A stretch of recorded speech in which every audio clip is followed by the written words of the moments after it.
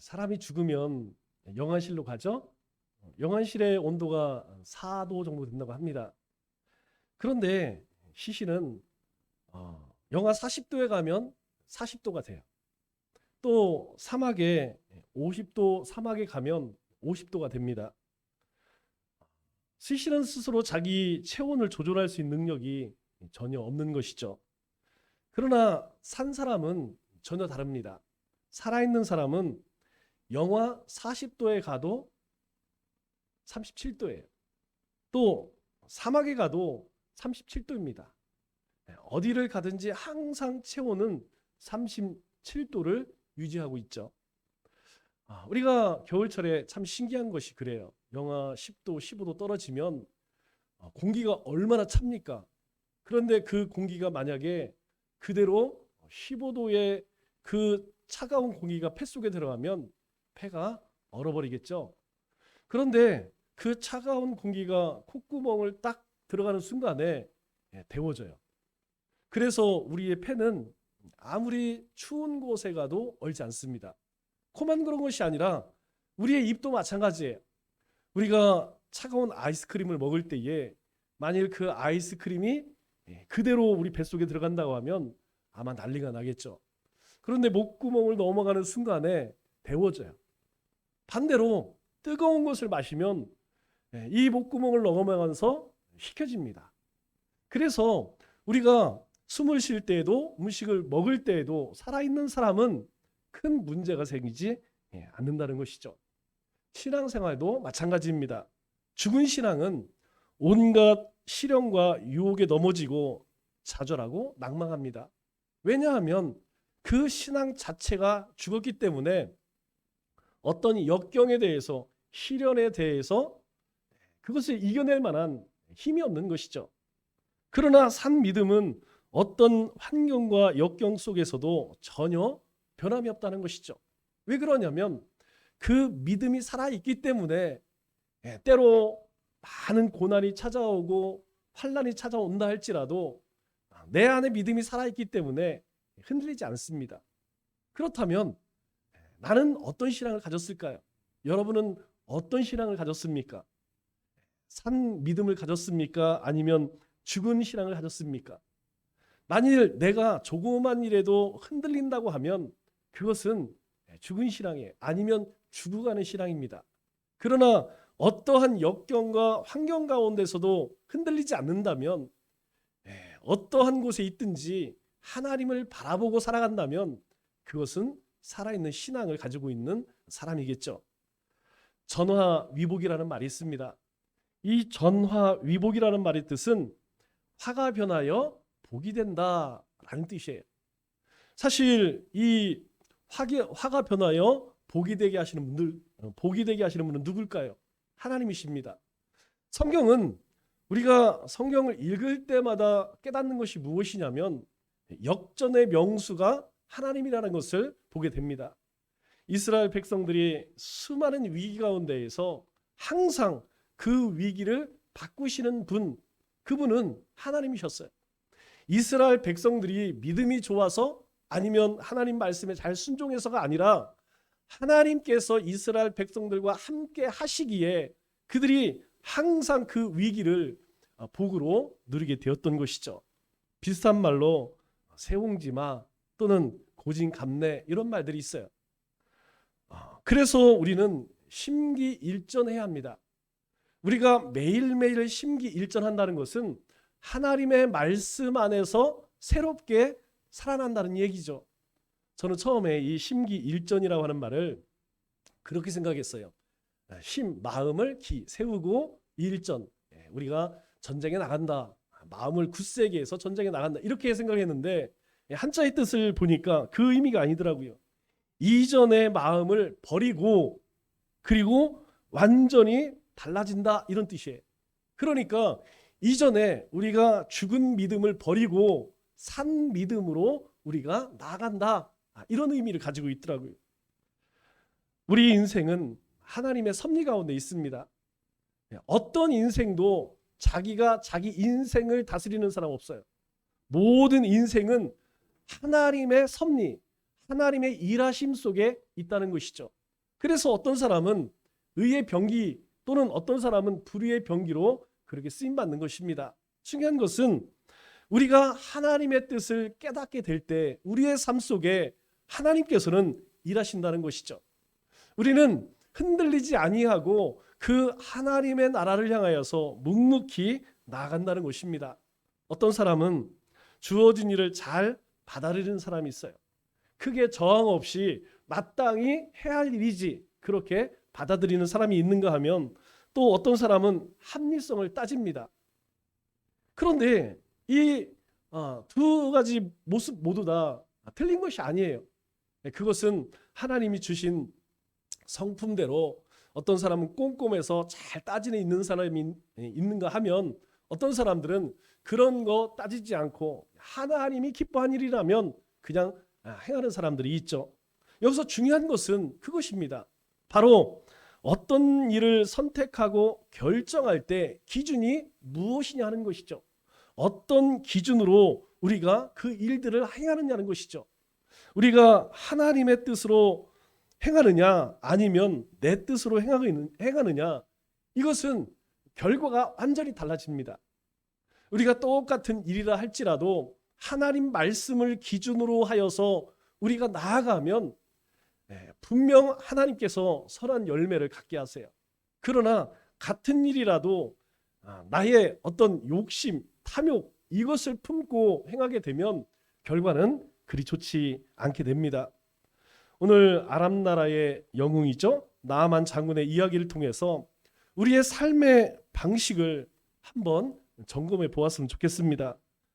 예수님께서 오시기 전 기원전 6세기죠. 600년 전에 엘리사가 이스라엘 선지자로 활약할 때였습니다.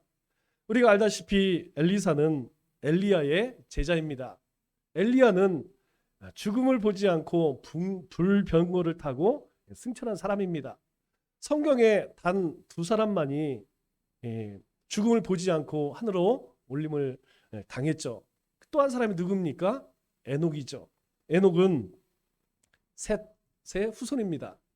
그리고 아담의 7대 손이죠. 그리고 그는 몇 년을 살았느냐? 365년을 살았습니다. 그런데 이 에녹은 죽음을 보지 않고 들림을 당했죠. 이스라엘 주변국 아람이라고 하는 나라에 이 나아만 장군은 군대 장관이었습니다. 그러니까 아람 나라가 어디냐? 지금으로 따지면 레바논입니다. 이스라엘 바로 위에 있죠. 우리가 요즘 하마스와 이스라엘 전쟁을 벌이는데 하마스는 블레셋에 있는 가자지구 남쪽에 있죠. 그런데 이 레바논은 북쪽에 있습니다. 요즘에도 계속 이스라엘 뒤통수 치고 있죠. 이 레바논에 이제 이스라엘 대적하는 헤즈볼라라는 사람들이 있어요. 이 헤즈볼라는 저쪽 이란의 후원을 받아서 이스라엘을 대적하고 있죠. 바로 그 레바논, 그곳이 아람 나라입니다. 그 위쪽에는 아수르가 있어요. 우리가 잘 알고 있는.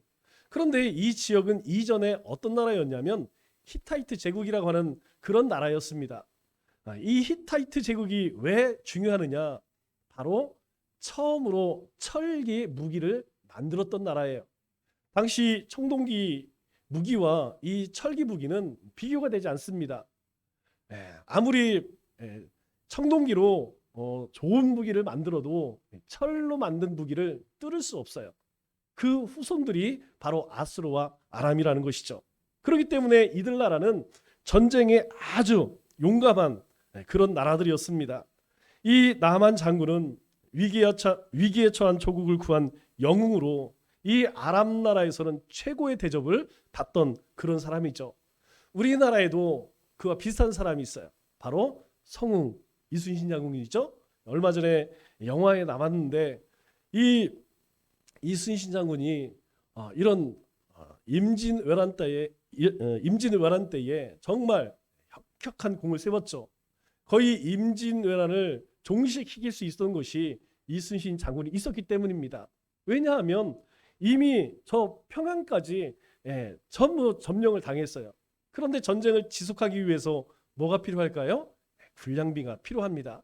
전쟁하기 위해서 계속해서 이 무기들 그리고 식량을 군량미를 대줘야 되는데 그 후방에서 이순신 장군이 이 한산에서 명량에서 노량에서 승리함으로 인하여서 이 보급로가 끊겼어요. 그래서 결국 이 임진왜란 때에 이 외놈들이죠.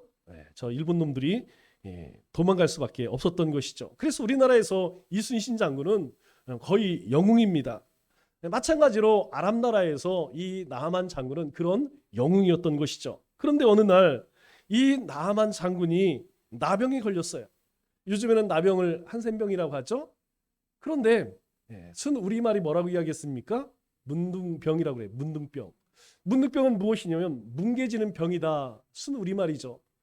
우리 눈이 뭉그러지고 코가 뭉개지고 손발이 뭉그러집니다.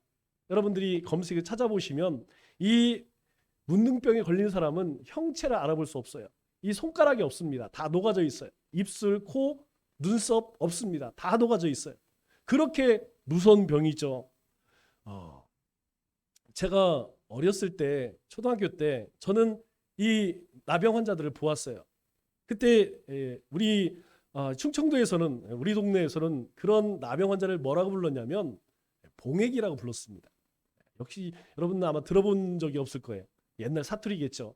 봉액이 정말 무서웠어요. 그 사람들이 와서 이렇게 밥 얻으러 오면 그냥 쳐다보지도 않고 밥 안 주면 안 돼요. 얼른 주소 빨리 보내야 됩니다. 저도 어렸을 때 봤던 기억이 나요. 여러분 불과 50년 전에도 우리나라에 나병 환자들이 있었어요. 그런데 하물며 2500년 전에 이 나병이라는 것은 지금도 마찬가지지만 불치병입니다. 이것은 고칠 수 있는 병이 아니에요. 당시 의술로는 고칠 수가 없습니다. 한번 발병하면 영원히 그렇게 고통 속에서 사람들의 조롱과 멸시 속에 살다가 죽을 수밖에 없는 그런 병이죠. 오늘 1절 말씀을 보니까 이렇게 말씀하죠.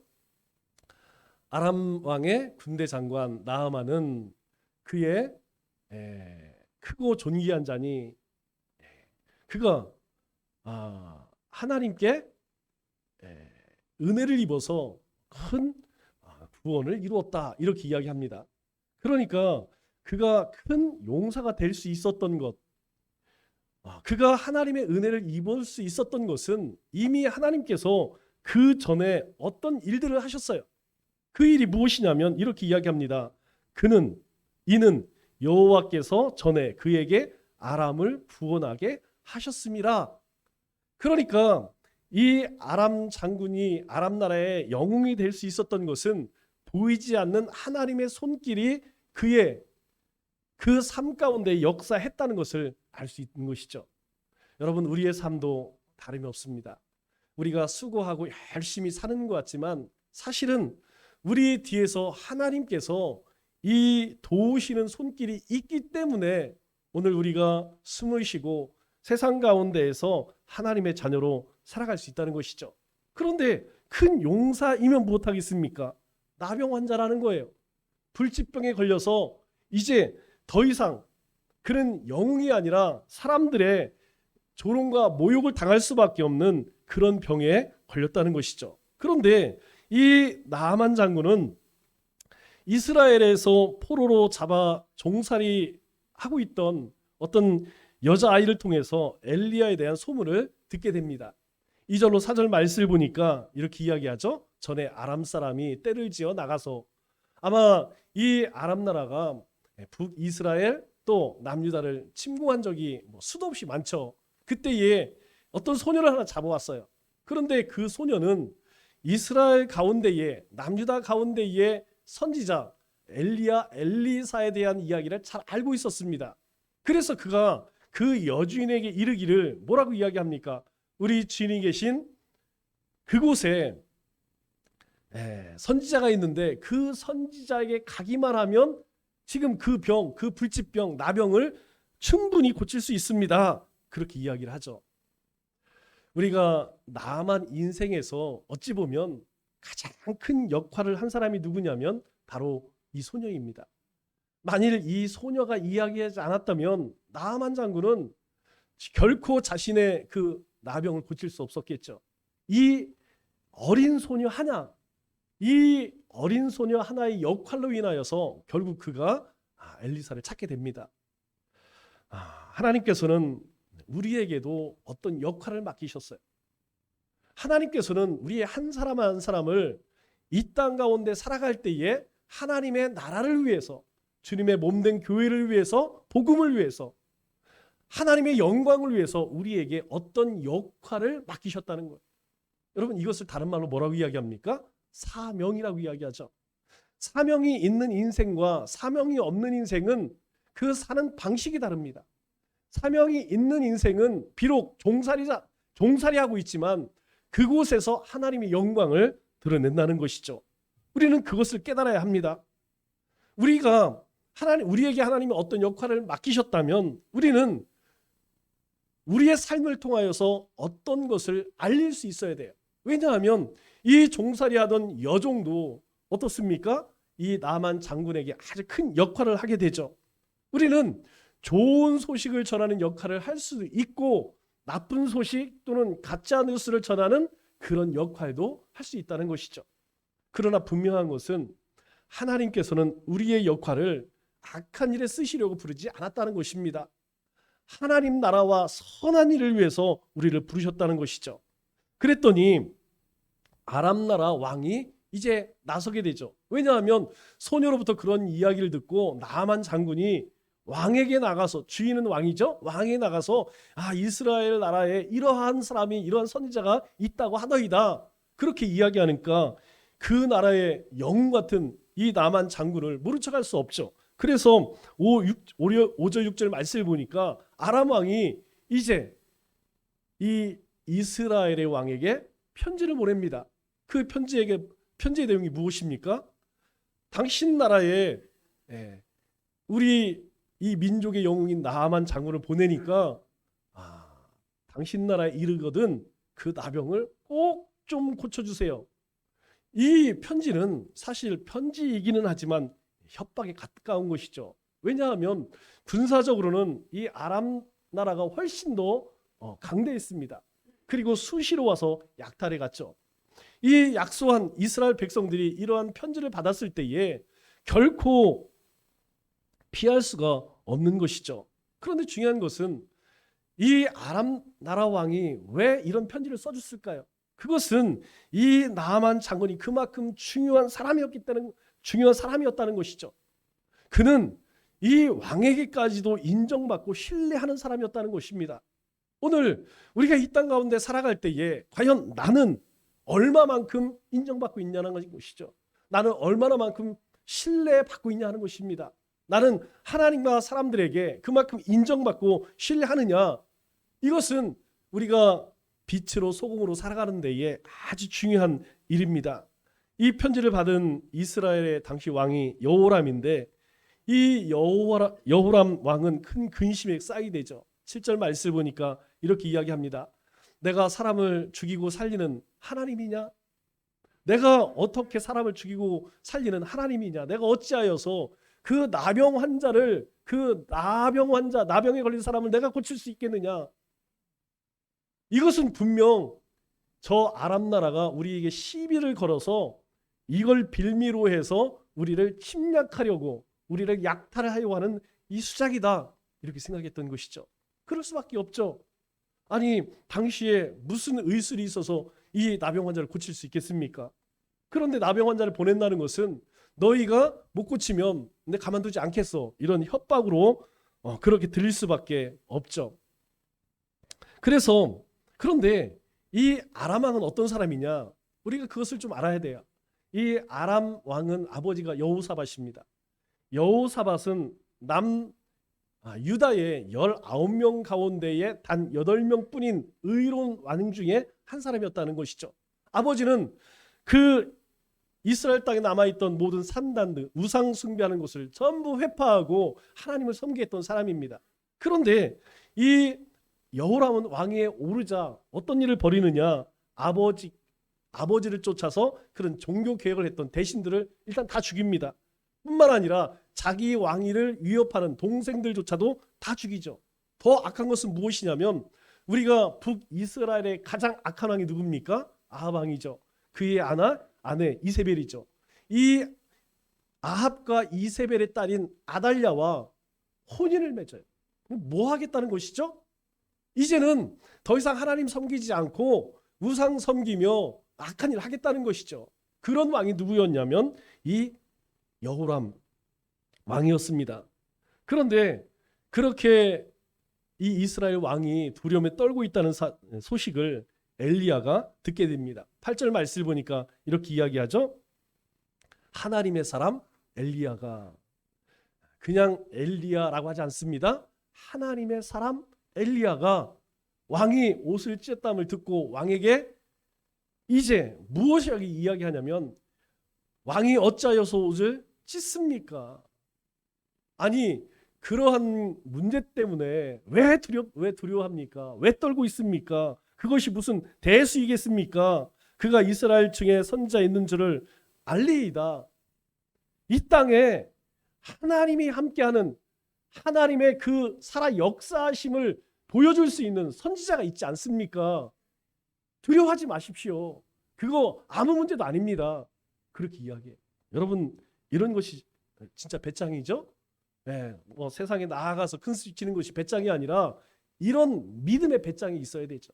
이런 믿음의 배짱이 있는 사람이 또 하나 있죠? 우리가 잘 알고 있는 다윗이에요. 여러분, 다윗은 골리앗 나갈 때에 비교가 되지 않습니다. 어떤 면으로도 비교가 되지 않아요. 그런데 그가 나가면 뭐라고 이야기합니까? 내가 만군의 하나님을 조롱해? 내가 모욕해? 너 죽었어. 내가 너를 찢어서 공중의 새 먹이로 주겠다. 그렇게 외치죠. 여러분, 이것이 진짜 믿음의 배짱인 것입니다. 드디어 나만 장군이 병을 고치기 위해서 이제 엄청난 예물을 가지고 엘리사를 찾아갑니다. 그런데 정작 엘리사는 문 앞까지 온 이 나만 장군을 맞이하지도 않고 사람을 보내죠. 그리고 이 요단강에 7번 목욕하면 병이 깨끗이 나을 것이라고 이야기만 전합니다. 9절 10절 보니까 이렇게 이야기하죠. 나만이 이에 말들과 병거들을 거느리고, 이스라엘 백성들 입장에서는 말들과 병거들을 거느리고 왔다는 것은 대단히 위협적이죠. 그런데 엘리사는 거기에 전혀 쫄지 않습니다. 굴하지 않는다는 것이죠. 아무리 그들이 병거를 군병들을 데리고 왔다 할지라도 그는 뭐라고 이야기합니까? 야, 그냥 아무 소리 하지 말고 요단강에 7번 들어가. 그러면 내 살이 회복될 거야. 여러분, 이 이야기를 들은 나만의 입장에서는 어떨까요? 이 나만의 입장에서는 자신을 무시하고 경멸하는 것처럼 들렸을 것입니다. 왜냐하면 그는 민족의 영웅으로 이런 대접을 한 번도 받은 적이 없어요. 왕이 신뢰한 그런 사람이었습니다. 어느 곳에 가든지 항상 최고의 대접을 받던 그런 사람이었습니다. 그런데 이 엘리사가 나와보지도 않고 그냥 요단강 7번 들어갔다 오세요. 이 이야기를 들었을 때에 이 나만 장군은 화가 치밀어 오를 수밖에 없죠.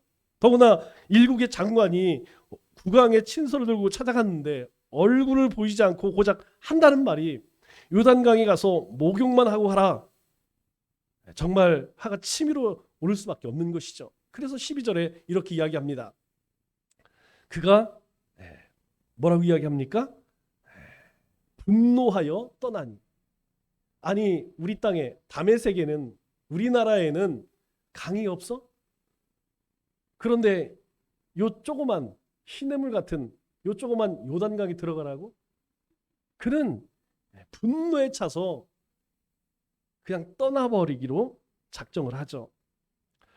나만 이렇게 진노하자 이번에는 나만의 부하들이 나서게 됩니다. 13절 말씀을 보니까 이렇게 이야기하죠. 그의 종들이 나와 말하여 이르되, 내 아버지여, 선지자가 당신에게 큰 일을 행할 거라고 말하였다면 당신이 그 말 듣지 않았겠습니까? 선지자가 당신을 크게 쓰신다고 했다면 분명 그 말을 듣고 어떤 일이든 했겠죠. 하물며 이거 못하겠습니까? 선지자의 말을 한번 들어보고 그 다음에 만약에 아무 일도 일어나지 않는다면 그때 가서 다시 한번 논의를 해보죠. 일단 한번 순종해 보세요. 이 말이죠. 이 나만 장군이 병을 낫는 데 있어서 첫 번째 공이 어린 소녀였다면 두 번째 공은 아마 이 부하들이었을 거예요. 모든 사람들은 그렇습니다. 모든 사람들은 다 1등 하기를 원해요. 다 리더 되기를 원합니다. 앞장서기를 원한다는 것이죠. 첫째 되기를 원합니다. 그러나 첫째 되기 위해서, 리더가 되기 위해서는 훌륭한 부하들이 있어야 돼요. 뒤에서 훌륭한 서포트를 해줄 때 훌륭한 리더가 나오는 것입니다.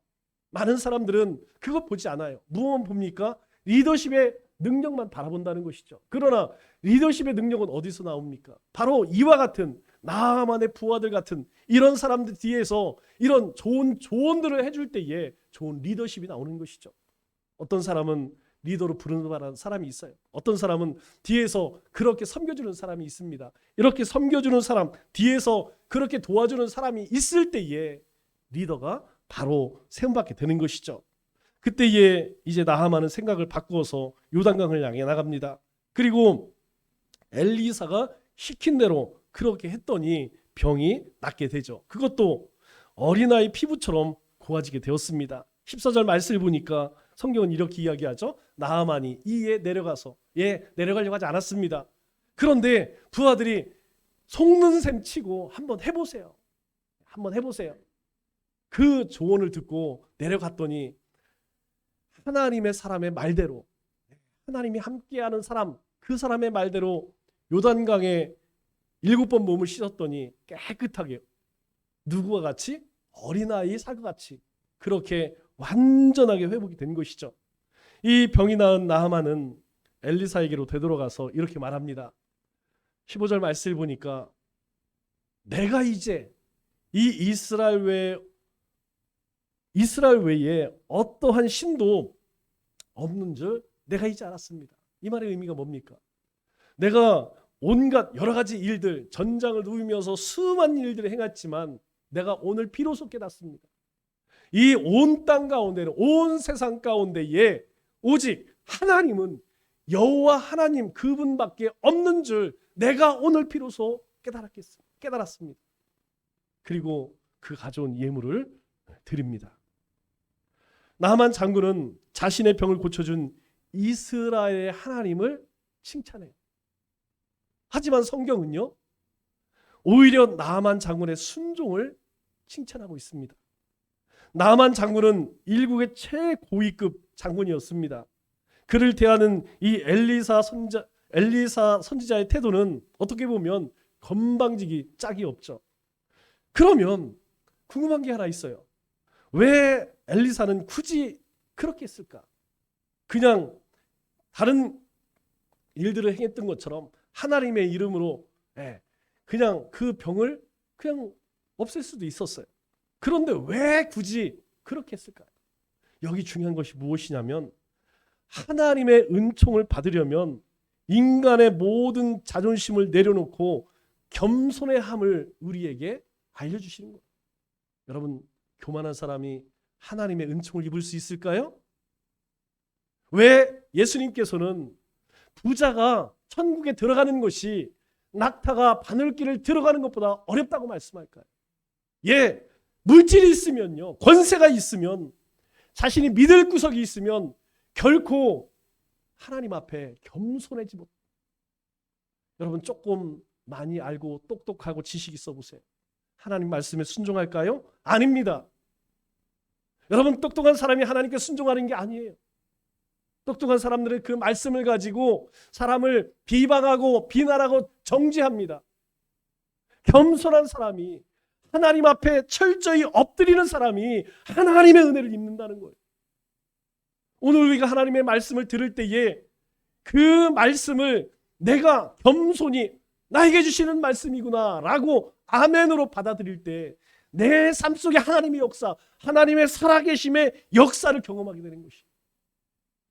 하나님 말씀을 우습게 여기고 업신 여기는 사람은 결코 하나님의 은혜를 경험하기 어렵다는 것입니다. 만일 나하만이 끝까지 자존심을 굽히지 않았다면 그는 성경에 기록될 수 없는 그런 존재가 되었을 거예요. 뿐만 아니라 그는 평생 그 나병을 고치지 못하고 나병 환자로서, 문둥병자로서 그렇게 살아갈 수밖에 없었다는 것이죠. 그러나 그는 그 나만 장군은 자신의 자존심을 버렸습니다.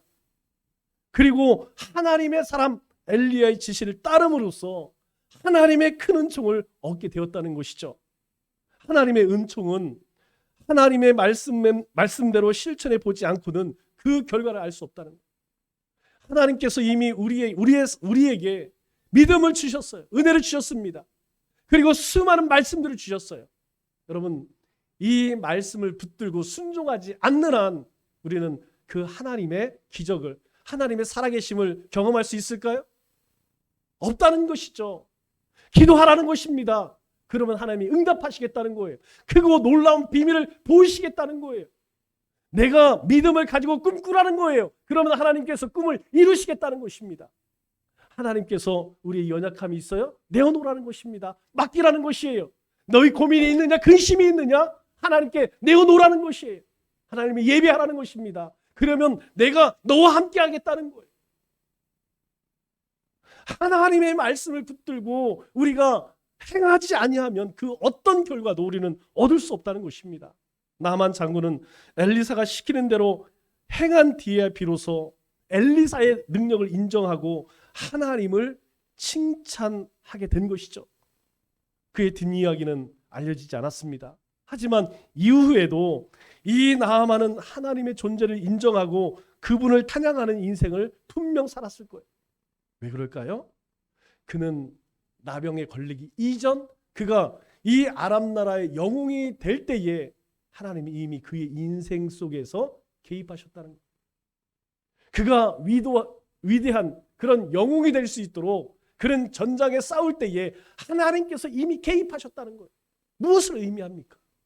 하나님은 만세 이전에 우리를 택하셨을 뿐만 아니라 우리의 마음에 품은 것조차 아시는 분이라고 말씀하세요. 그 얘기는 하나님은 이미 우리 인생에서, 여러분의 인생 가운데에서 역사하고 계시다는 거예요. 하나님은 살아계셔서 오늘 우리 인생을 홀로 버려두지 않으시고 우리 인생 뒤에서 우리를 도우시고 있다는 것입니다.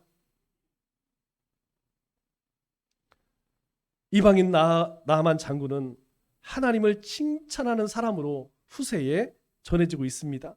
그는 자신의 몸에 임한 하나님의 은총을 입고 하나님을 칭찬하는 것이죠. 하나님에게 칭찬을 돌렸다는 그 사실로 그는 더욱 친송을 받고 있습니다. 그래서 하나님도 나아만을 버리지 않았다는 것이죠. 우리에게는 어떤 흔적이 있습니까? 여러분, 우리에게는 예수 그리스도의 흔적이 있어요. 우리에게는 주님의 십자가의 흔적이 있다는 것이.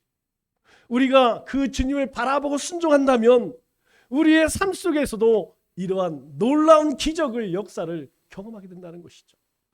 요한계시록 22장 11절 12절에 우리에게 말씀합니다. 뭐라고 말씀하시죠? 행한 대로 갚아주리라. 여러분, 이 말씀을 행하기 전에 사도 요한은 아주 중요한 말씀하세요. 불의를 행한 자는 그대로 불의를 행하고 더러운 자는 그대로 더럽고 의로운 자는 의를 행하고 거룩한 자는 그대로 거룩하게 하라. 우리는 하나님의 은혜 가운데 살아갑니다. 우리는 불의를 행하는 자가 아니에요. 우리는 더러운 자가 아닙니다.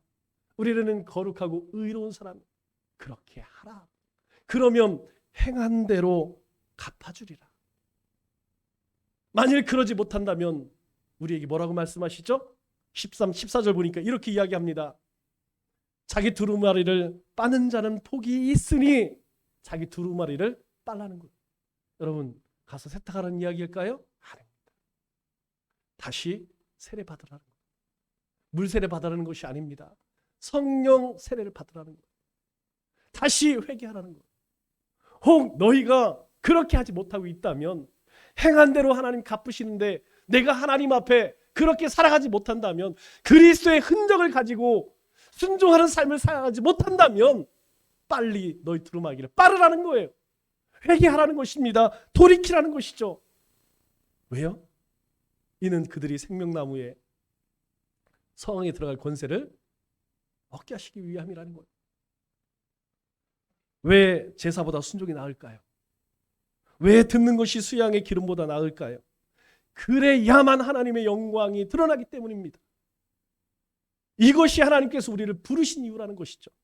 이 한 주도 하나님께서 우리에게 베푸신 구원의 은혜에 감격하여 기뻐하고 즐거워하며 감사 찬송이 넘치는 거룩한 삶을 살아가시는 우리 믿음의 권속들 다 되시기를 주님의 이름으로 축원합니다.